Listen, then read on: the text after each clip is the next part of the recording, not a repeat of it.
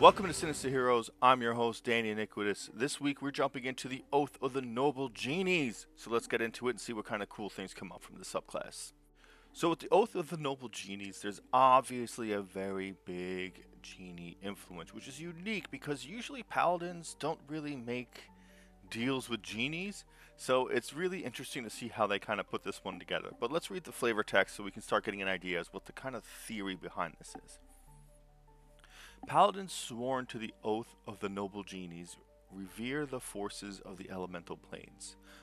Through taking this oath, Paladins draw power from the four types of genies: Dao, Masters of Earth; Jinn, Masters of Air; Ifrit, Masters of Fire; and Marids, Masters of Water, to create splendid and destructive displays of elemental might.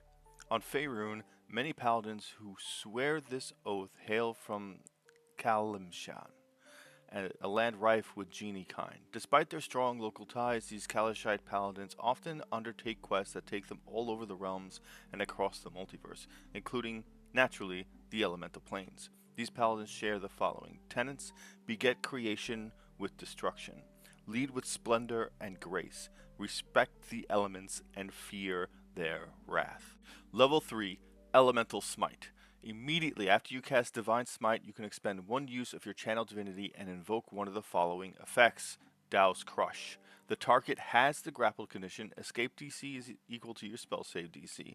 While grappled, the target has the restrained condition. Genies Escape. You teleport to an unoccupied space you can see within 30 feet of yourself, and you take on a mist-like form, which lasts until the end of your next turn. While in this form, you have immunity to the grappled, prone, and restrained conditions. Ifrit's Fury. The target takes an extra 2d4 fire damage. Marid Surge. The target and each creature of your choice within a 10-foot emanation originating from you makes a strength saving throw against your spell save DC. On a failed save, the creature's pushed 15 feet straight away from you and has the prone condition. Now, the interesting thing about this is when you cast Divine Smite. So that is a bonus action. So you do this before you make the attack. Before we continue with the ability, a big thank you to all you guys who support us, all of our subscribers, all of the people who watch our videos. Thank you for tuning in, checking us out. If you like what you see here, definitely hit that like and subscribe button. Definitely share us on social media. A big thank you to our Patreon supporters. We love you guys. Thank you so much for supporting the channel. If you can support us, definitely check out the link in our description to our Patreon, as well as the link to our good friends at Critical Failures, where we're part of a live stream game on Thursday nights. Let's get back into the video.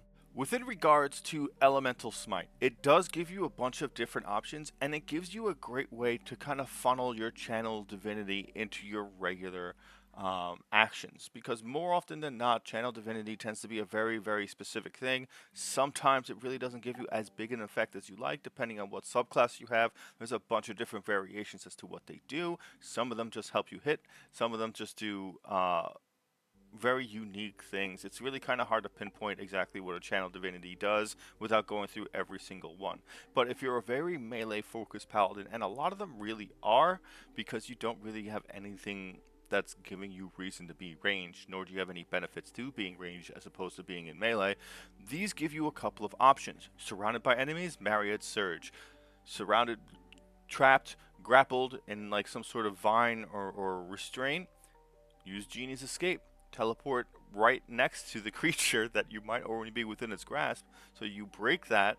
You did it as a bonus action, so you still have your action. Smash it. You know, get out, because you're already out of this form. You already have the immunity to grappled, prone, and restrained conditions, which can be really useful because it lasts until the end of your next turn. Meaning that the next turn you can hit them again and then move out of that emanation and then come up with a different plan. Which is actually really strategically in certain circumstances can be very, very useful. Though it is, again, one of those things that's very finite in when it's going to come up. Dao's Crush, great. Absolutely great. Grapple and restrain the target, knock them down. Give your other people who have other melee attacks the opportunity to really take advantage of that restraint condition. Absolutely worth it. They do kind of give you a lot of different options. And considering Channel Divinity only has a certain amount of uses, this does give you the biggest range to use Channel Divinity, as opposed to waiting for those specific conditions with the other Channel Divinities. You do get Genie spells, you get Chromatic Orb, Elementalism, Thunderous Smite. Thunderous Smite, I like that. You also get Mirror Image, Phantasmal Force, Fly, Gaseous Form, Conjure Minor Elementals, Summon Elemental, Banishing Smite, and Contact Other Plane. Good spells on their own. But depending on the Paladin you are, a lot of times most Paladins kind of just go really heavy-handed with Divine Smite. At level 3, you also get Genie Splendor. Now this one I happen to personally have a problem with, but you'll see why in a second. When you aren't wearing medium or heavy armor, you gain a bonus to your AC equal to your charisma modifier. You also gain proficiency in one of the following skills of your choice: acrobatics, intimidation, performance, or persuasion. Here is the thing, right? You're a paladin. Wearing heavy armor, I mean, even medium armor I can see, though it'd be very rare of a circumstance to see a paladin in medium armor. If you're going to be wearing light armor, you have to invest in dexterity. You have to, otherwise it doesn't work. Otherwise you're rocking around with a 12 or 13 AC and you're in melee, and that is a very difficult spot to be in. So you have to be dex based, which means you're probably using a rapier, which means you're sword and board. And then on top of that, you have to build up your charisma high enough to compensate for your armor.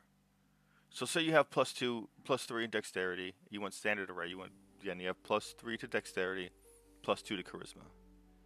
You'll rock out with like a 15, 16 AC. But you have to devote, you always have to devote your ability score increases to one of those circumstances. You really, really, really can't put into Constitution. You really have to kind of just hope that you have enough HP to kind of get through everything. You might, but now you're focused on being a dexterity-based paladin, which is really not usually the format. Usually they go strength so they can wield heavy armor. You can use great swords. You can use, these bigger dice, martial weapons.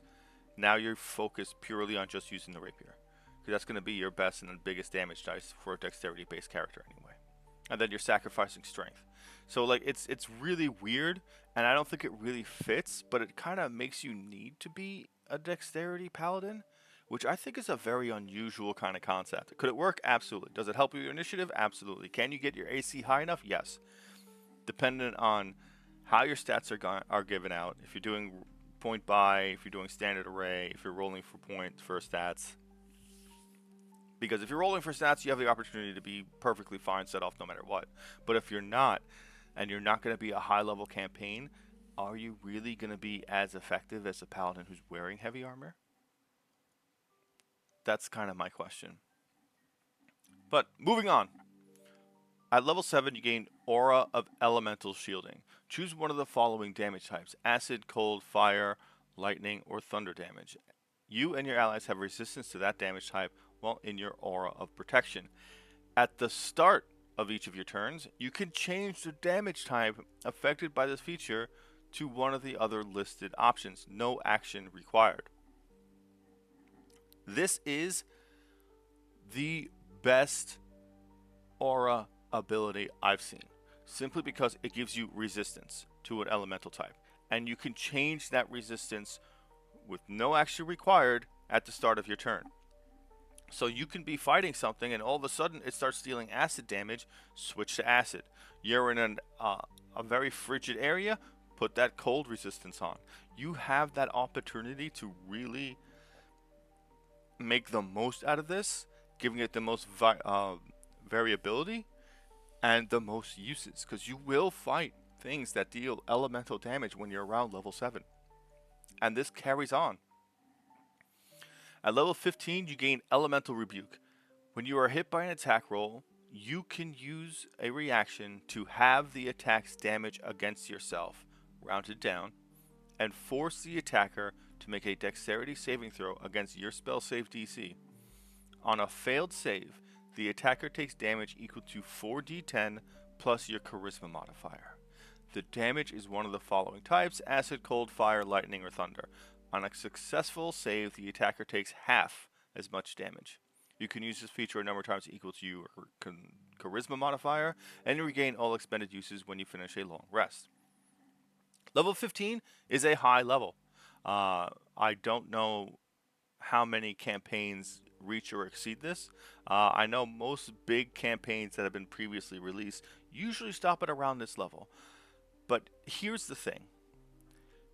Regardless of whether or not you're going to be seeing it often, 4d10 is not a huge amount of damage at level 15. It isn't. It has the capacity to be a massive amount of damage. You could technically do 45 points of damage as a reaction. But here is the thing. It's very usable. It's got a lot of applications for it. I mean, it's not that it has a lot of applications for it, but you'll be taking a lot of hits, so you have a lot of opportunities to use this ability. 4d10 plus, I imagine, 5 at this point, or at least something. You know, you should be at like maybe 3 or something like that, because charisma obviously is really important to paladins. That is a big boon to you. That makes you getting hit, not just you absorbing a hit, but you still dealing out damage. It's awesome, because it does give you something to do at reactionary, which paladins really don't have much to do outside of opportunity attacks. Also, technically, you can force an opportunity attack, use your reaction, hit this, go in, bonus action, divine smite, attack, which would be really fun to do once or twice. But I can't knock this ability. I think it's a great ability. I wish it came on a little earlier, absolutely. But 4d10 of an elemental type that you can choose, so you can play with whatever resistances or vulnerabilities the enemy might have, and really boost your elemental damage and just your overall damage, give you an extra way to deal damage throughout the turn. And also reduce the amount of damage you take. Defensively, it's awesome. That is a very big thing for you, to reduce damage you take and hit by an attack roll. So it can be a lot of different things. Now, the final ability, level 20, the Noble Scion. As a bonus action, you gain the following benefits for 10 minutes or until you end them. No action required. Once you use this feature, you cannot use it again until you finish a long rest. You can restore your use of it by expending a 5th level spell slot. Flight. You have a fly speed of 60 feet and can hover. Minor Wish. When you or an ally is in your aura of protection and fails a d20 test, you can take a reaction and make the d20 test succeed instead. Now, on the surface, this doesn't look like much. There's a couple of other paladin subclasses that give you flight. This one gives you hover as well, which is important because if you're flying and you're not prone, you plummet. But if you hover, you don't fall. So that's a really important distinctive to have. Flight without hover can be detrimental depending on what you're fighting. Now, Minor Wish is really when it kicks up. Because at level 20, you're fighting people that will hit you with Finger of Death, Banishment, Polymorph. There's a lot of things that really, really can debilitate you. And this gives you an opportunity, because at this point, your aura protection has a vast aura to it. Like, your range is really, really big. Being able just to make someone succeed when they fail those saving throws is big. Because that's what's going to be a T20 to us. It's going to be a saving throw. You're rolling a D20 to save. So, like, it's a big, big defensive boon. That's massive. But you can only do it once per turn to one person. So you gotta be really strategic with how you do it. And it definitely removes your elemental rebuke for this duration, because this is a big thing to not waste. You know, because you have to make sure to use this as often as you can. So when you're fighting high level spellcasters at level 20, you will be fighting them. Or just enemies that do these abilities like these grapples or whatever, or try to eat them. or you know, you got to avoid that, and they fail, this will stop them from being eaten. Like, that's a big thing that can really push this beyond and make it really, really great as a defensive and a supporting ability, which is really unique to the Paladin. Genies!